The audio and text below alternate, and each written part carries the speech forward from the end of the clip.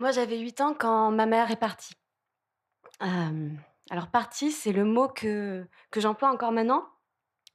C'est peut-être le mot qu'on nous a dit à mes frères et moi quand ma mère est allée s'installer à 500 kilomètres de là, l'été 1987. En fait, mes parents, ils divorçaient. Alors je sais pas si c'est parce que ce mot ne faisait pas partie de mon vocabulaire ou si c'est parce que, personne l'a prononcé, mais en tout cas, c'est quelque chose que j'ai compris, quelques années plus tard. C'était un divorce, taiseux comme on sait les faire dans les années 80.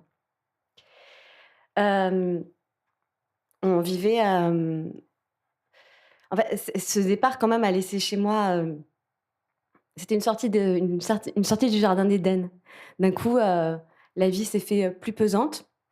Il fallait, j'étais l'aînée, il fallait que je m'occupe de mes frères. Mon père travaillait beaucoup et il y avait cette espèce de tristesse, diffuse où il y avait pas d'oreille, pour, l'écouler.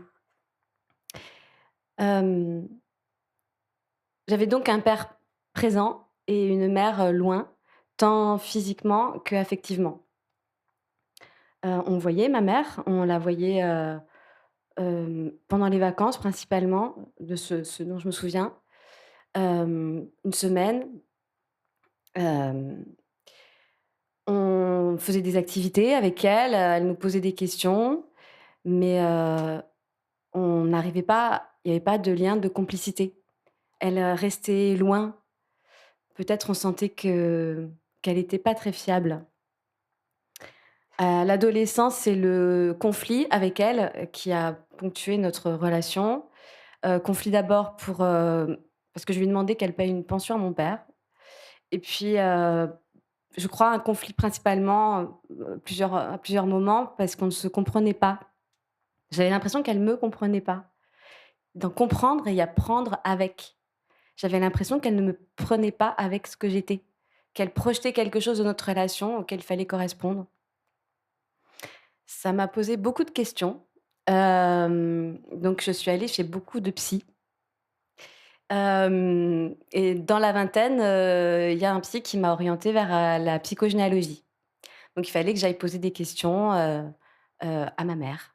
Ma mère, elle était contente parce qu'elle avait l'impression que j'essayais de la comprendre. Donc elle-même, elle avait fait des recherches, donc elle a pu me raconter, pas mal d'histoires, sur notamment les femmes de la famille. C'était son truc. Elle disait qu'il y avait une malédiction sur les femmes de la famille et qui avait été jetée par une gitane à mon arrière-grand-mère et donc les femmes de ma famille vivent des amours déçus avec, des hommes, pas à la hauteur et puis, elle a cassé, le cycle, en ne subissant pas sa relation et en étant libre. Bon, moi, ça m'a un peu pesé, cette malédiction, ça m'a même encombrée et ça a pas arrangé la relation avec ma mère. Ce que j'ai pu comprendre un peu quand même, malgré tout, c'est qu'elle avait eu une mère, hem, qui, heu, qui lui avait donné ce que j'appellerais un amour froid et que peut-être ça expliquait ce qui se passait entre nous. En tout cas, moi, je m'étais dit que jamais j'abandonnerais mes enfants. Je suis devenue mère, à 28 ans, au même âge que ma mère. Hem,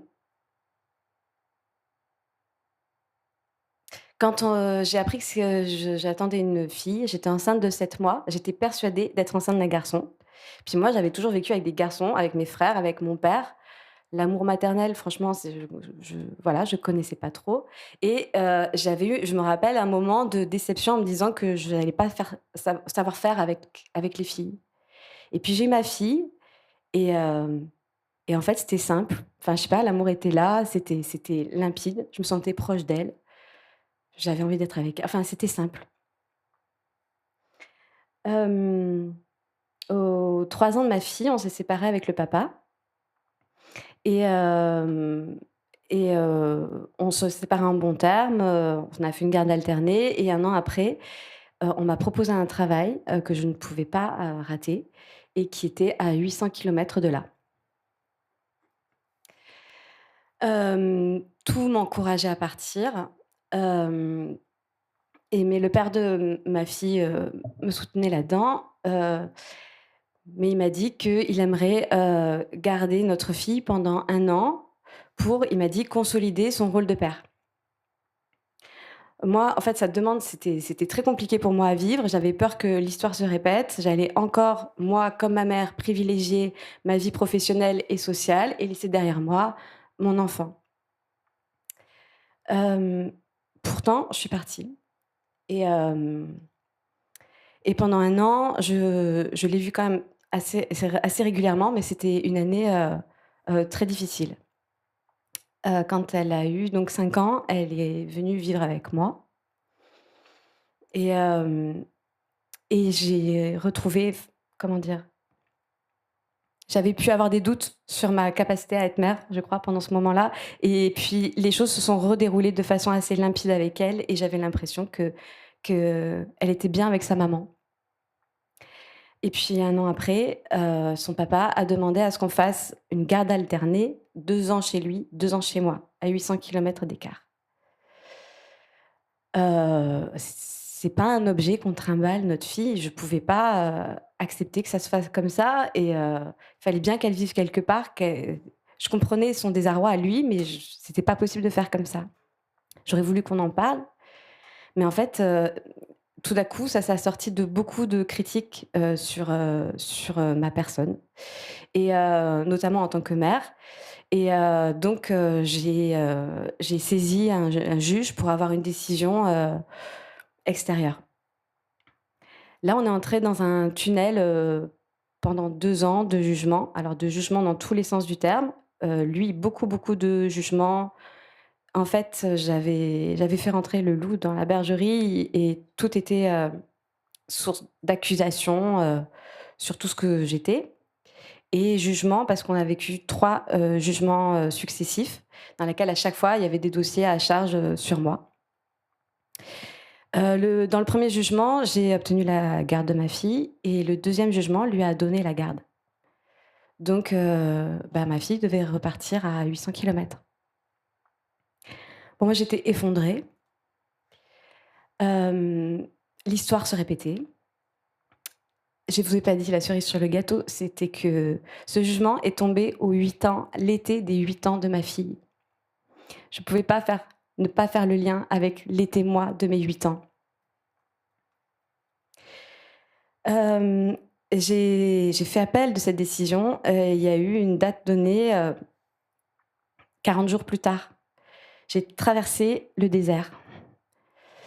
Hem, j'ai beaucoup réfléchi à, enfin, j'étais en colère, en fait. J'étais en colère contre mes parents, notamment, heu, de toute cette histoire non résolue que je revivais, en fait, malgré moi. Les circonstances, heu, s'amoncelaient comme ça pour que je revive la même chose.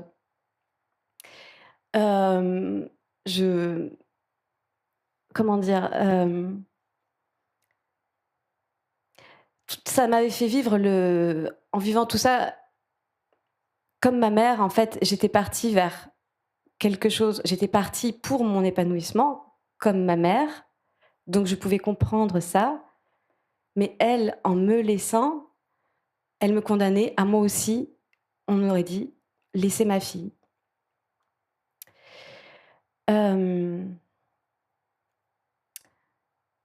Lors du troisième jugement, heu, en appel, on m'a restitué la garde de ma fille. Ma fille n'a pas eu le temps de repartir. Depuis, je vis toujours avec elle. Elle a 17 ans.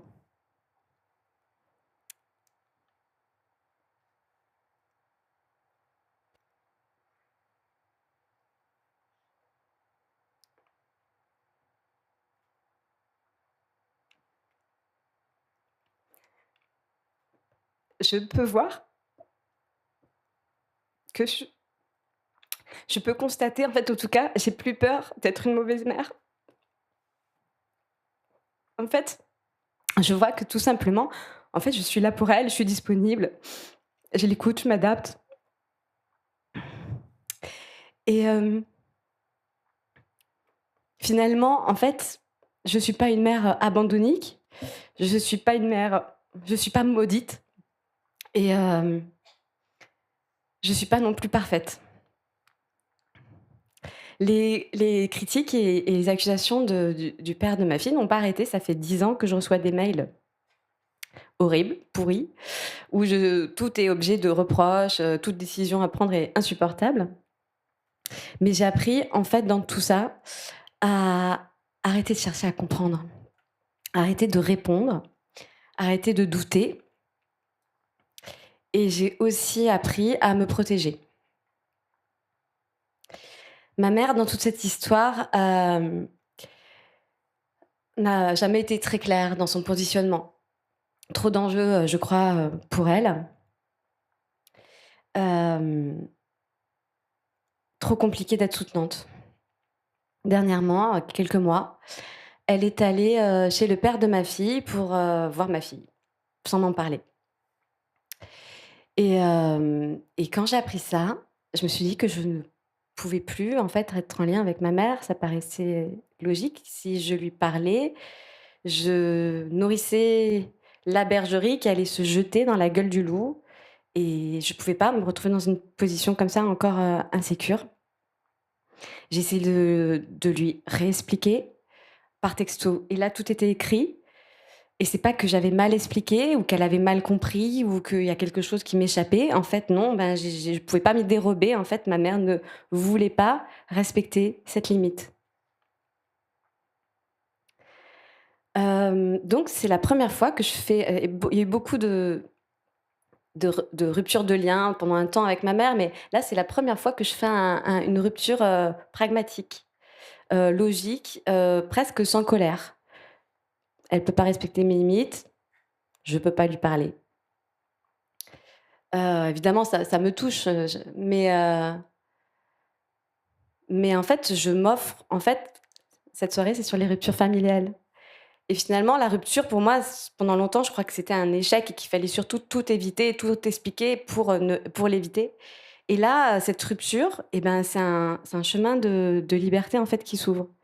Ça me permet de me mettre à l'abri des émotions que j'ai pas envie de vivre, et là, je pense à ma fille. Et je me dis que j'aimerais bien que ma fille ne mette pas autant de temps que moi pour réaliser ça. Et j'aimerais bien que ma fille ne se plie pas en 4 pour être en relation avec moi parce que je suis sa mère. J'aimerais bien que ma fille ne se plie pas en 4, d'ailleurs, pour personne, en fait. Hem, J'aimerais juste qu'elle puisse prendre acte de ce qui est, être libre, aller vers ce qui lui fait du bien, et j'espère que je ferai partie des personnes qui lui font du bien, longtemps. Merci.